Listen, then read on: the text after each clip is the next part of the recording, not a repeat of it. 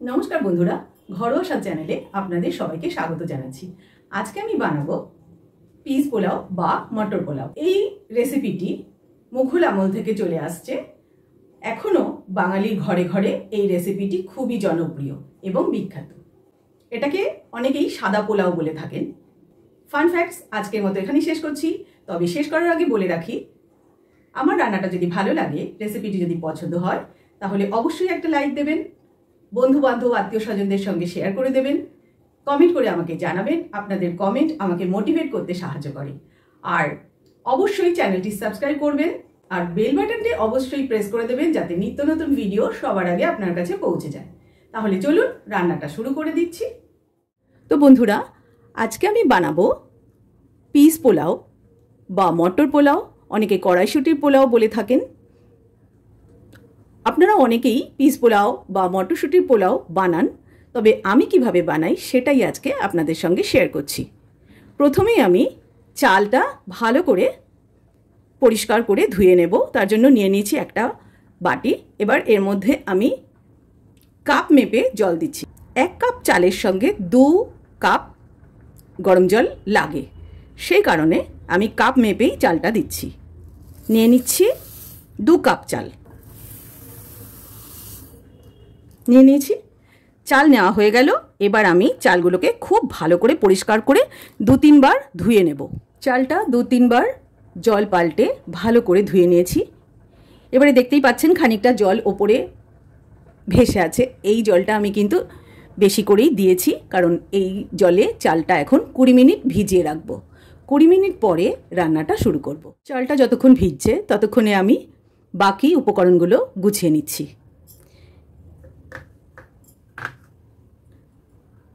Piece pulao, তাই piece তো লাগবেই। নিয়ে নিয়েছি 1/2 কাপ মটরশুঁটি বা পিস। নিয়ে নিয়েছি 1/4 কাপ কাজু বাদাম। এগুলো গোটা, তবে আপনারা কিন্তু ভাঙা কাজুতেও কাজ চালিয়ে নিতে পারবেন, কোনো অসুবিধা নেই। নিয়ে নিয়েছি 1/4 কাপ কিশমিশ। আর নিয়েছি 1 ইঞ্চি পরিমাণ আদা গ্রেট করে নিয়েছি।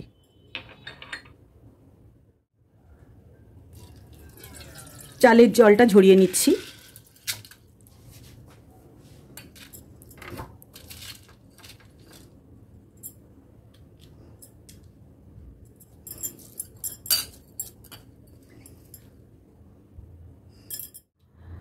চালটা জল ঝরিয়ে ভালো করে শুকিয়ে নিয়েছি। এবারে আমি রান্নাটা শুরু করব।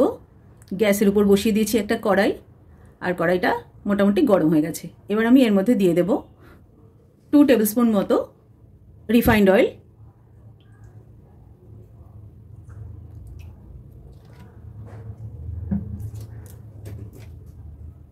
দিয়ে দিচ্ছি বেশ খানিকটা ঘি। তবে এই রান্নাটা কিন্তু পুরোটাই ঘিতেও করা যায়। যদি কেউ ঘি বেশি খেতে পছন্দ করেন, তাহলে কিন্তু রান্নাটা ঘি দিয়েই করবেন। একটু নাড়িয়ে মিশিয়ে দিলাম তেল আর ঘি।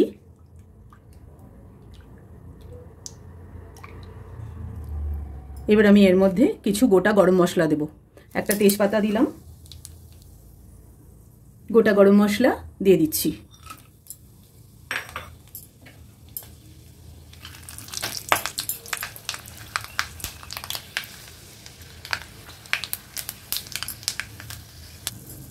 এর মধ্যে দিয়ে দিচ্ছি কাজুগুলো, হালকা করে ভেজে নেব। দিয়ে দিচ্ছি কিশমিশ,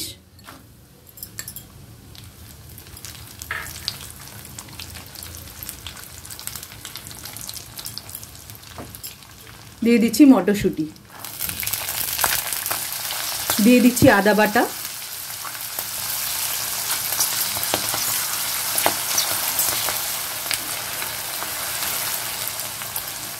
এবার এর মধ্যে দিয়ে দেব চালগুলো, যেগুলো আমি জল ঝরিয়ে রেখে দিয়েছি। দেখুন চালগুলো কিন্তু একদম ঝরঝরে হয়ে শুকনো হয়ে গেছে। এবার আমি এগুলোকে এর মধ্যে দিয়ে দিচ্ছি। 2 থেকে 3 মিনিট চালগুলো এই তেলের মধ্যে একটু নাড়াচাড়া করে ভেজে নেব।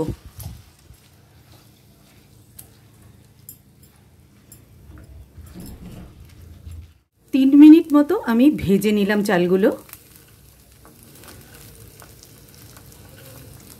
এই সময় কিন্তু আমি লবণটা দিয়ে দেব, স্বাদ মতো লবণ দিতে হবে।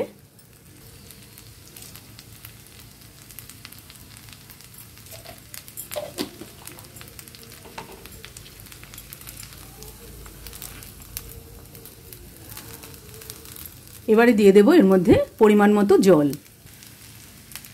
গরম জল ব্যবহার করছি। 2 কাপ চালের জন্য 4 কাপ জল দিতে হবে।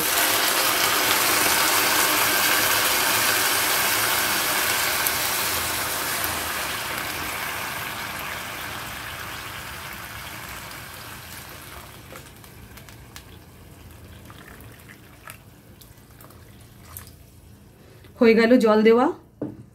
অবশ্যই গরম জল দিতে হবে, আর ঠিক ডাবল জল দিতে হবে চালের থেকে।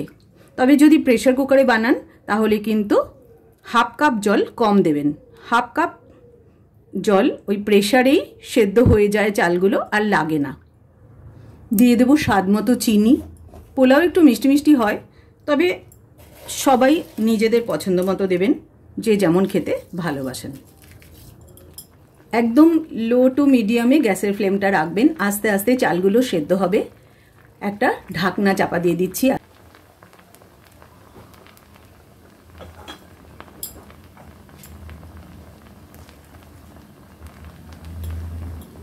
রান্নাটা রেডি হয়ে গেছে। আমি গ্যাসটা অফ করে দিলাম। এবার এটাকে আমি কিছুক্ষণ স্ট্যান্ডিং টাইমে রেখে দেব, তাহলেই একদম রেডি হয়ে যাবে। কিছুক্ষণ স্ট্যান্ডিং টাইমে রেখে দিলে এই যে ভাতগুলো এখন একটু স্টিকি স্টিকি লাগছে দেখতে, এগুলো কিন্তু একদম ঝরঝরে হয়ে যাবে। স্ট্যান্ডিং টাইমে রাখার জন্য একটা ঢাকনা চাপা দিয়ে দিচ্ছি।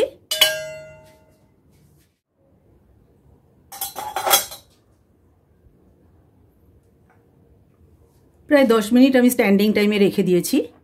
এবারে দেখুন ভাতগুলো একদম ঝরঝরে হয়ে গেছে। এভাবেই কিন্তু পিস পোলাও আপনারা ঝরঝরে বানাতে পারবেন। এই নিয়মগুলো ফলো করে যদি রান্নাটা করেন তাহলে কিন্তু খুবই ভালো হয় এই রান্নাটা খেতে। এবার আমি এর মধ্যে একটু ঘি ওপর থেকে ছড়িয়ে দেব।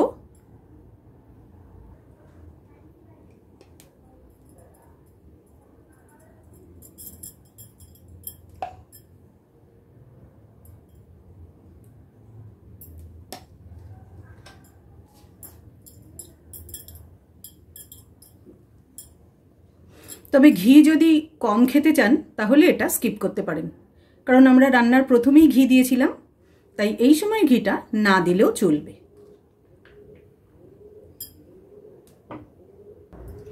এবারে দিয়ে দিচ্ছি খুব সামান্য গরম মশলা পাউডার।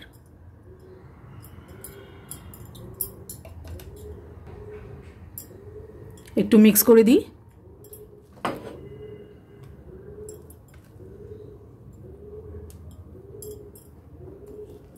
বাস একদম রেডি। এই রান্নাটা কিন্তু একদমই নিরামিষ। আপনারা নিরামিষের দিনে, উপোসের দিনে, এমনকি ঠাকুর ভোগেও বানিয়ে ঠাকুরকে ভোগ নিবেদন করতে পারেন। তবে নিরামিষ মানেই যে নিরামিষেই খেতে হবে তার কোনো মানে নেই। এর সঙ্গে কিন্তু চিকেন, মাটন কিংবা পনিরের কোনো আমিষ আইটেমও রান্না করে খেতে পারেন, কোনো অসুবিধা নেই। পরিবেশন করলে সবাই খুবই খুশি হবে আমিষের সঙ্গেও।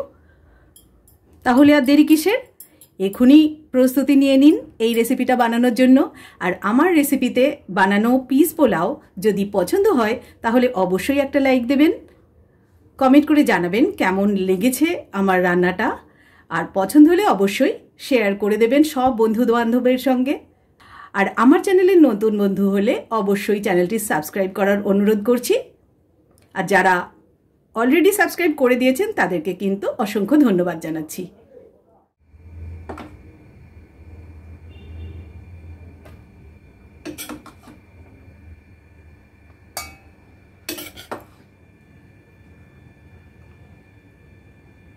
Piece pulao ready and served.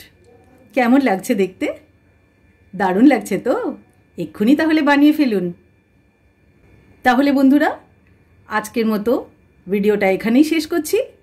নমস্কার, ধন্যবাদ।